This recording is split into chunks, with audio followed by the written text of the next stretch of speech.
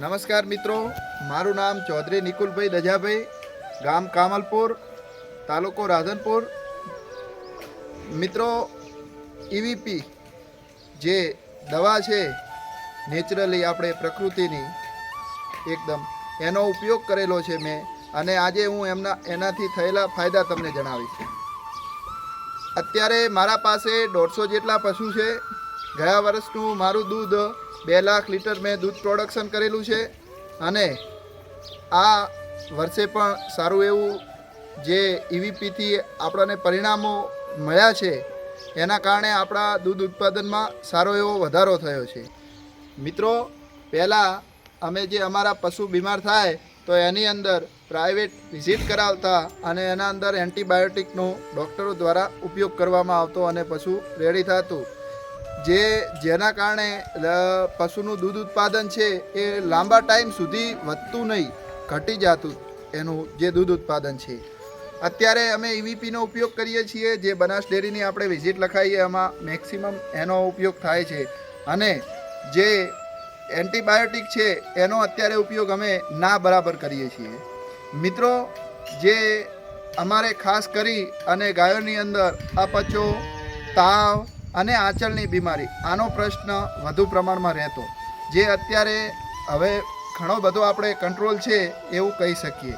હું તમને આપણે આંચળની બીમારી થયેલ ગાયની ચલો તમને એનાથી જે પરિણામ મળ્યું છે એ બતાવું.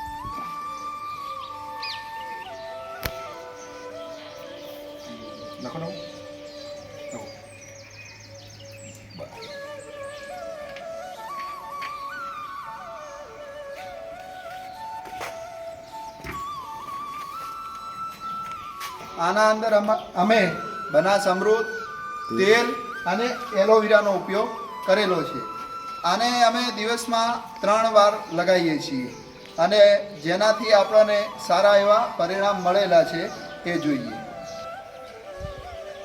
અમને આને આંચળની બીમારી છે એની માહિતી જે આપણે બનાસ ડેરી દ્વારા એમપીપી પ્રોગ્રામ થાય છે ડેરી ઉપર, એના દ્વારા ખ્યાલ આવ્યો કે અમારા કોઈ પણ એક પશુની અંદર આવી તકલીફ છે.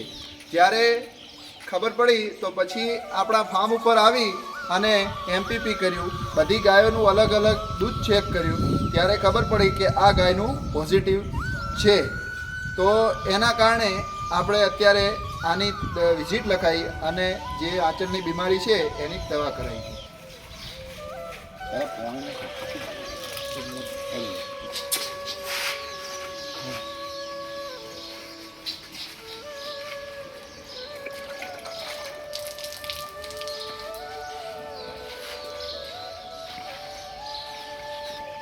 આપણે જે બાવલું સાફ કર્યું તે આપણે સવારે દવા લગાવી હતી, અને અત્યારે ફરીવાર બપોરે આપણે બીજી વાર લગાવી રહ્યા છીએ.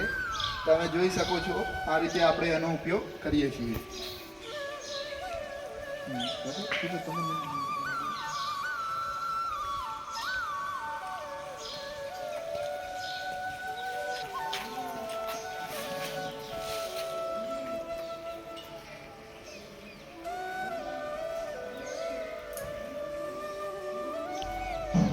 તમે જોઈ શકો છો કે આપણે કઈ રીતે દવાનો ઉપયોગ કર્યો. આપણે આ રીતે દવાનો ઉપયોગ કરીએ તો આનાથી વધુ સારા આપણને પરિણામ મળે છે.